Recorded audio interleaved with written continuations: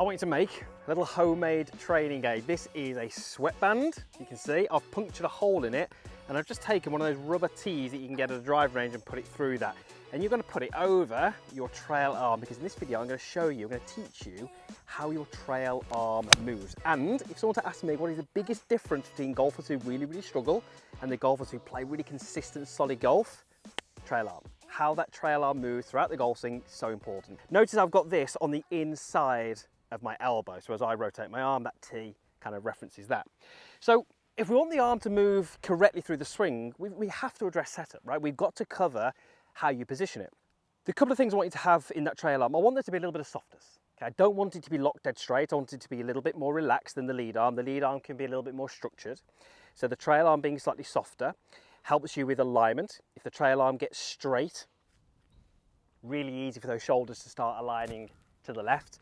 And also if that trail arm gets too straight, it can throw the shoulder high, it can throw the hip back, and we get these kind of looks here where it doesn't look as if I'm particularly balanced. So I like setups with irons to be fractionally more weight on the lead side, 55%, lead hip a little higher, lead shoulder a little higher, lead arm nice and extended, trail arm slightly flexed.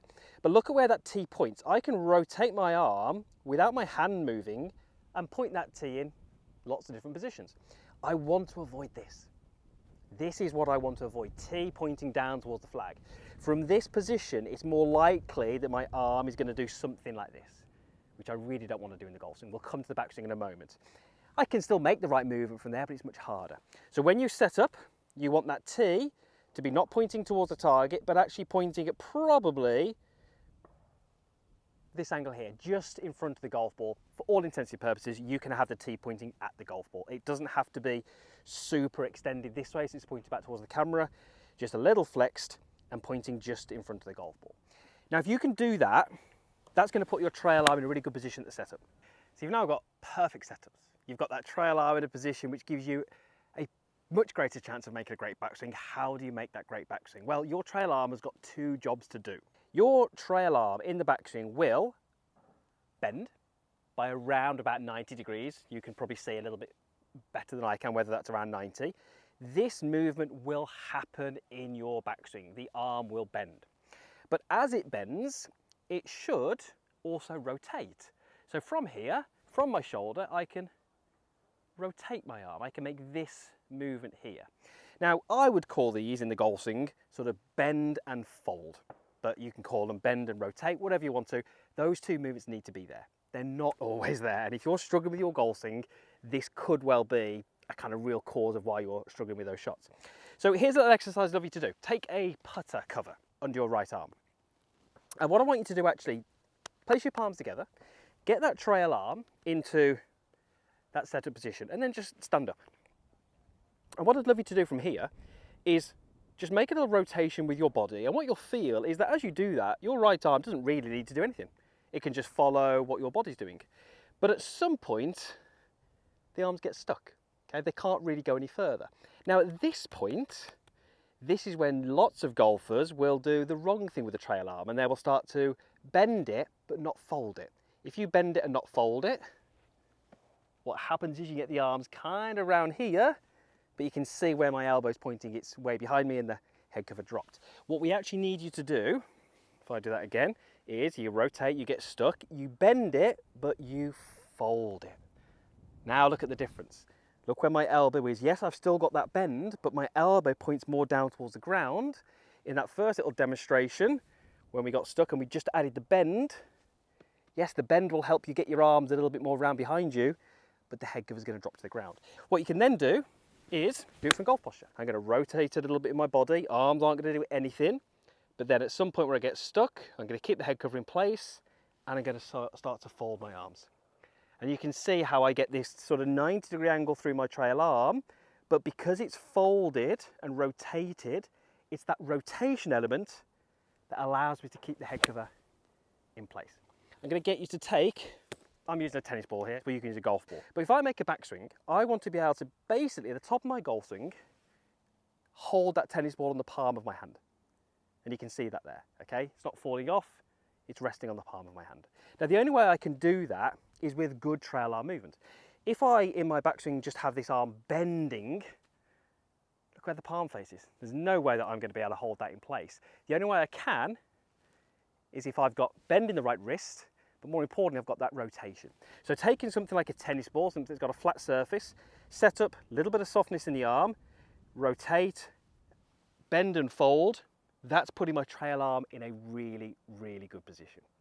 Okay? And if I simply from there said, could you throw a ball as far as you can, your trail arm should be in a position where you think, yeah, I can pretty much just go ahead and throw a golf ball. If any of you have got golf swings where you know that you get the face open, you know that you get that lead wrist cupped, okay? If you're not sure whether that's you, there's a good chance it will be because that's one of the most common kind of faults that we see. This cupping of this wrist, this opening of the face is often due to what the trail arm is doing. Let me kind of show you what I mean by that. The left wrist, nice and flat, club face nicely positioned, trail arm is in a good spot. If I take the rotation out of my trail arm, which is that really common fault, look what happens to that lead wrist and the club face. Starts to cup and the face opens. So very often this trail arm in this poor position where we don't have that rotation is what's causing that cupped wrist, that open face. From here, what happens on the way down? A whole world of trouble, okay? Elbow way out of position, face out of position. We're not going to dive too much into that, but your trail arm is key to storing energy and power, but also controlling the face. Let's talk about the downswing. Okay, we've now got you perfect at setup, perfect at the backswing. Let's talk about the downswing. And I'm just going to cover kind of one of the biggest faults that we see, which gives poor strikes, weak strikes, steep downswings, and you might have experienced all of those. And we need to really kind of think a little bit about where this T points again. For this first little demonstration, I want to show you the two movements that are really key for your downswing. And again, I'd love you to do this with a golf club. I've got 8 on here. I'm just going to stand up perfectly straight. And I want you to have a look at where the club face is. Those grooves are pretty much perfectly vertical. So if I wanted to hit a straight shot from here, I basically need to get the grooves back to pretty much vertical. Okay, it's no good if it's open or closed. So when I make my quote unquote perfect backswing, okay, look at where those grooves are. They're not vertical.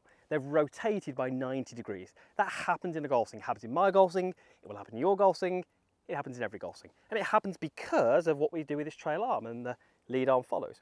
So as we come back down, that club face is still really open. What so many golfers do, and this is the biggest fault that I see in a downswing, is they will use the rotation that we've discussed in this arm to try and square the face. So they will use this T, which points up. I appreciate you can't see it, maybe from that camera. They will make this movement. Okay, look where the T points. Back towards the target. Look where the club went, really high. But what did the grooves do?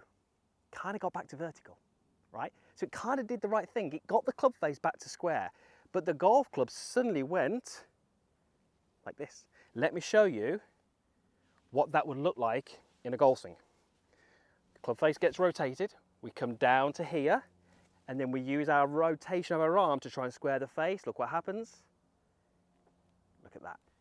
Yes, the club face is starting to get back to square, but it went outside, it went steep. And look from that face on, look what kind of impact I'm going to get.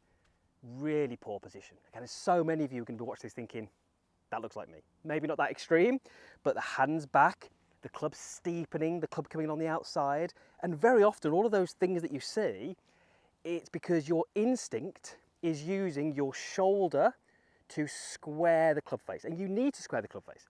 You're just doing it in the wrong way, unfortunately. It's giving you lots of issues. Here's what you need to do. Take your setup from here. Grooves are vertical. As you make your backswing, notice how the trail elbow goes lower than the lead elbow. I want you to square the face and keep the elbow lower. None of this, where it's higher or level, keeping it lower and squaring the face. Okay, trail elbow is lower than lead elbow. This is your little rehearsal. Notice how the golf club stays on this perfectly horizontal line. It's not steepening, and I'm squaring the face with my forearms and my wrists, not with my shoulder rotations, okay? You can move the lower part of your forearm without moving that T. This is fine. This, not so much. So when I come to hit a shot or demonstrate that, this is what it would look like. When I get to a delivery position, where does the T point? Towards you. What do I want to avoid? T pointing towards the target. What would I want to feel? I want to feel trail elbow is lower. T still points more over the golf ball compared to being at the target. I'm not going to lie to you, this is hard, okay? Because we're dealing with your instincts. Your downswing is over in the blink of an eye. And when you get to the top, your instincts kick in, and if your instinct is to square the face this way, it's really hard to stop that. So these are the little drills I'd love you to do, the slow motion drills, the drills where the club is up here, where you're starting to feel what the right movement is. Bring it down to the golf ball. Get the T pointing away from you. Learn to keep the T pointing there as you square the face with your forearms and your hands. Start to recognize how that maybe feels different to this movement, which so many golfers do. Look at that trail arm position, really difficult to play golf from there. So start slow. And then what you can do, I'm about to probably ping this range ball into that lake, but you can start to go ahead and hit some shots where you're rehearsing it, and then you just go through, okay? Might be just short of the lake. But I'm starting to build that into my full swing, okay? If you get your trail arm to move better, I would almost guarantee that you'll play better.